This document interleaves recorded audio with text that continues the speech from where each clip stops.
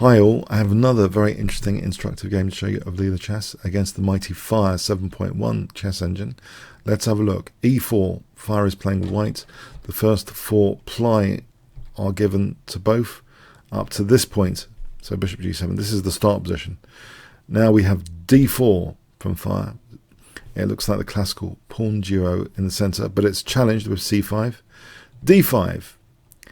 Now if d takes c5 here, it seems the check is okay for black. This position should be fine, no big problems. So in fact, white goes for a space advantage there.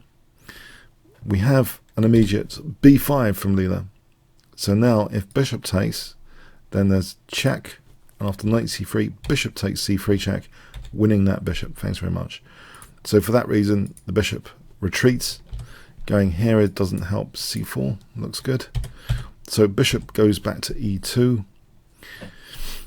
Check anyway. We have c3 here. On knight c3 then it might be useful for black to do this, b4 and then d6. It seems absolutely fine.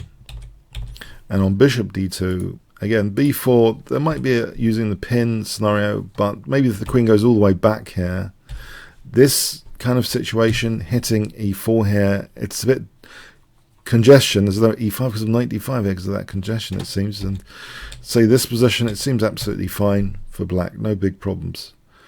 So c3, black's already on the way to equalizing here, which is a good achievement with the black pieces. But to be fair, it's the first 4 ply maybe are not great for white in this game.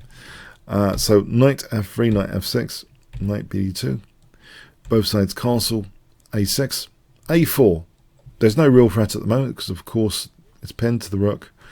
Knight bd7, the queen's just left there for the moment. Queen c2, rook b8, knight b1, rook e8, bishop f4. Now, it looks as though e5 is a break, but there's always knight takes d5 to bear in mind.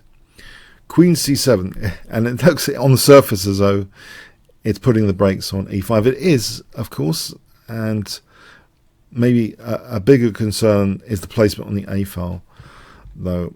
It seems in this position, instead of retreating the queen, it might even be possible to do this.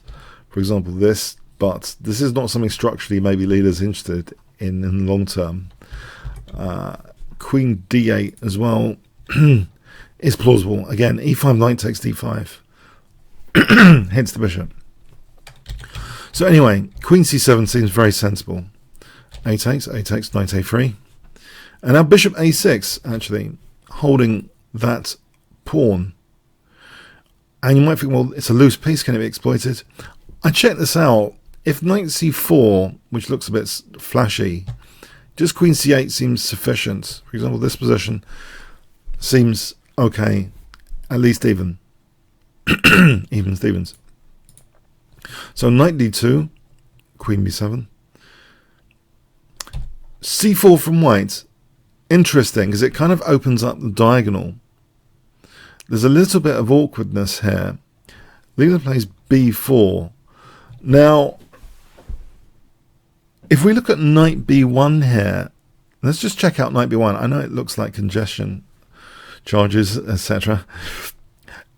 Funny enough, the top move here would seem to be rook bc8, which prepares e6 to play ed, and then that bishop's sometimes a problem here. I'll give you some examples. This is quite interesting, really, why knight b5 was played into the knight b1. H3, as an example, e6, getting out of the firing line of bishop takes d6, basically. And if here, you can see, actually, there's a big problem on e2. There, big problem. And here, if in this position, knight after e6, let's say knight b3, then again you can see actually there's a big problem here after knight takes d5, crossfire on e2, and if bishop takes, this kind of scenario favors black. That opening up of the center like that, it looks as though the bishop's quite dangerous actually. This scenario is like losing a piece there, so white has to tread carefully. Let's say white doesn't want to lose immediately. Bishop f1, it just looks very, very comfortable for black with the center open in this scenario. Something to bear in mind. Now, this might be evidence to suggest why basically knight b5 was chosen. So yeah, it does seem quite subtle stuff. Rook c8 for e6 idea, if the knight gone back. So we have though rook a8. The knight's kind of stranded at the moment. It does put a stranglehold on e6 because of knight takes d6, of course, but the knight's kind of, yeah, it almost like trapped.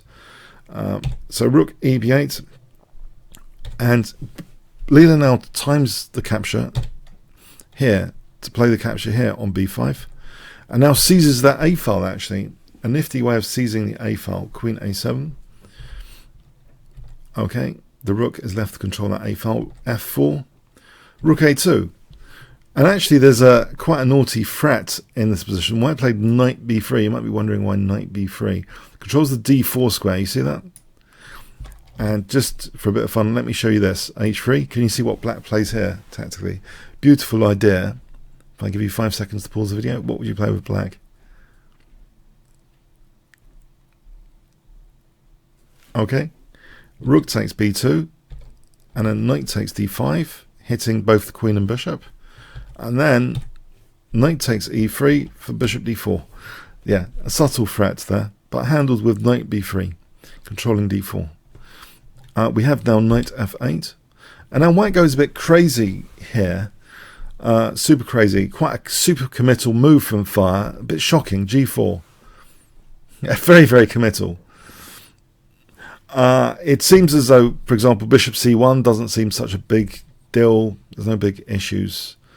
If b2's covered, it seems solid enough, non-committal, not using pawns. Pawns don't go backwards. If we do want to use a pawn, I'll show you this scenario for a moment. It seems queen e8 here with the idea of e6 could be useful. Now, let's say rook e1, h5.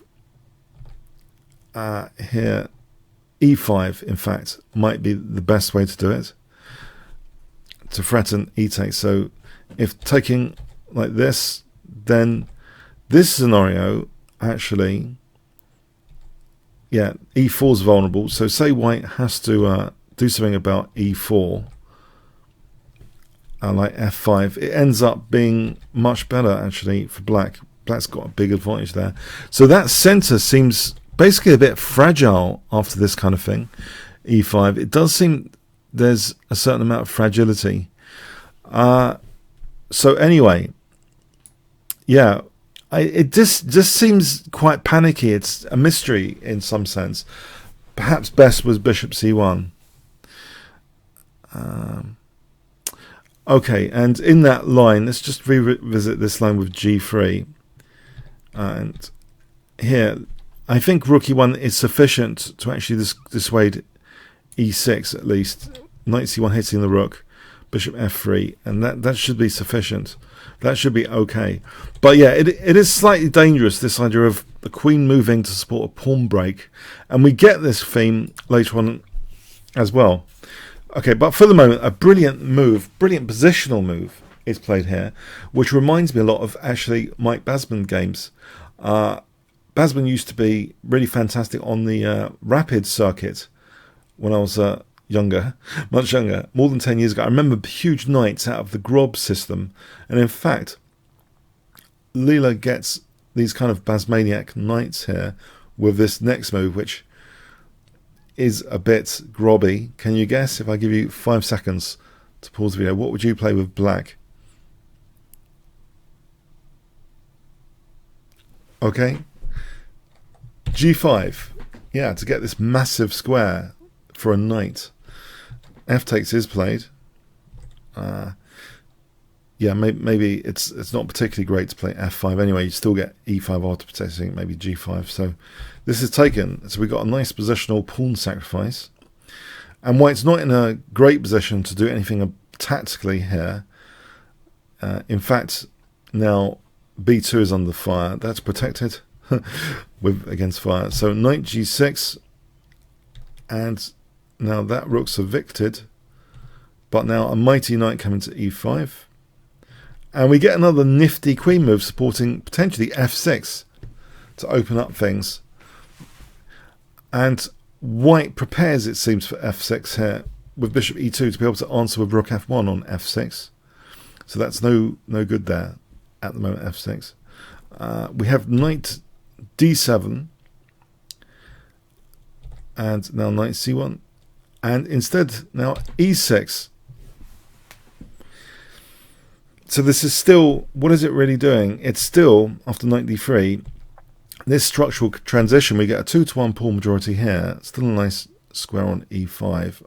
And the center seems a bit fragile, actually. We have queen b8, bishop d1, knight d e5, knight f2. Now rook a2 again, going in there and back. Now queen e8. And now knight h4, bishop f4. The check seems harmless enough at the moment, so queen e7. What is a concern is this g5 might be weak soon. And in fact, after knight here, it seems as though this is troublesome. The bishop goes to e3, queen e5, queen c4, rook f8, knight d3, queen e7, knight f2, bishop e5 now, and this pawn is in danger because of things like bishop f4, queen d3, knight f4 though, instead of bishop f4, knight f4, queen c2 is played. Giving up the dark square bishop here doesn't seem to be too clever. For example, this, it seems nice enough for black. Yeah, there's no real problems here. In fact, b2's under fire.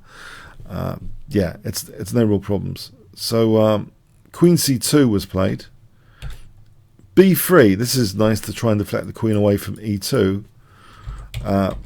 Getting a nice pawn there. Queen c4, rook b8. So in no hurry to take on g5, bishop f1. The knight reinforces both f4 and e5.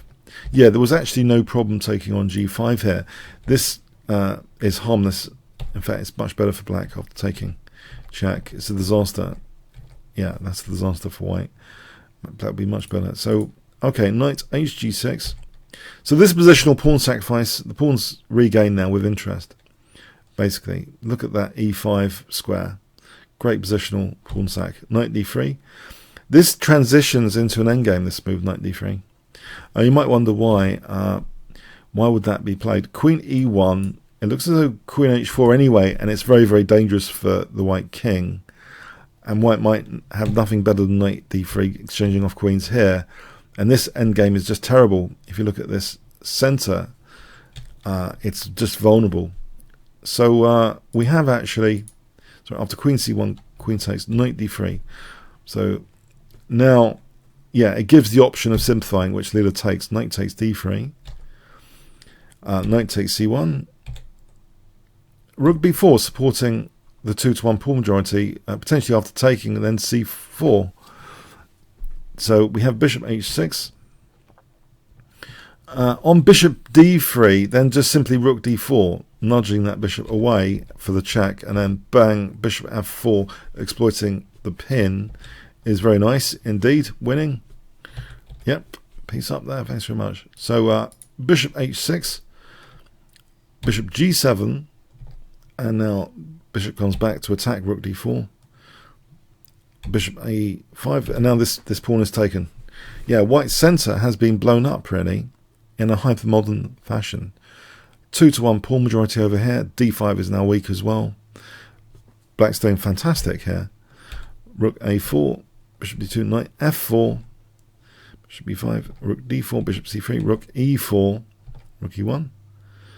On king h2 here, to protect that pawn, you might wonder, black just takes here and then plays c4 to protect that pawn. Protected past pawn with knight e2 coming is decisive. That's just horrible. But it's horrible anyway here after rook e1. Knight takes, nice tactic to win a pawn because of that check.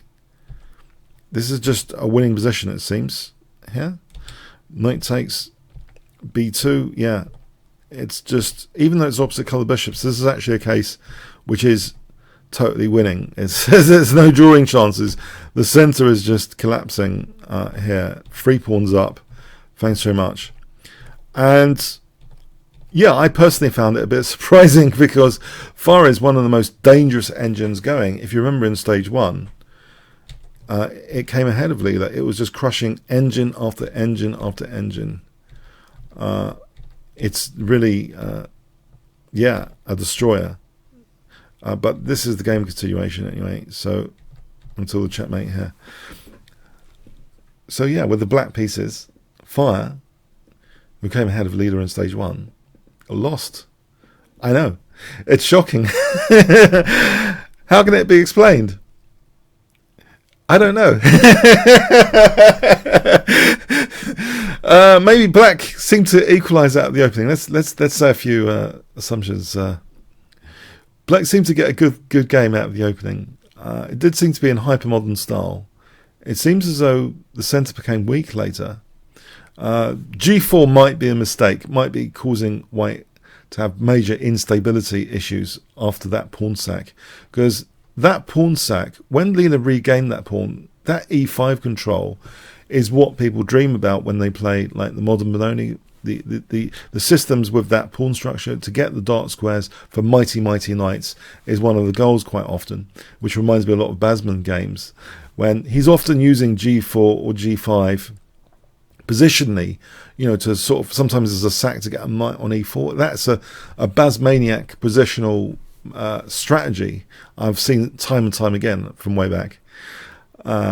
Gigantic knights, can result from such a, when you use the flank pawn aggressively like that for a pawn sack like that, which is what happened. And then later the endgames just started favouring black, the 2-to-1 pawn majority, and the instability of white's centre. That's a hypermodern dream as well, for the endgames to be weak, to try and blow up the opponent's centre basically.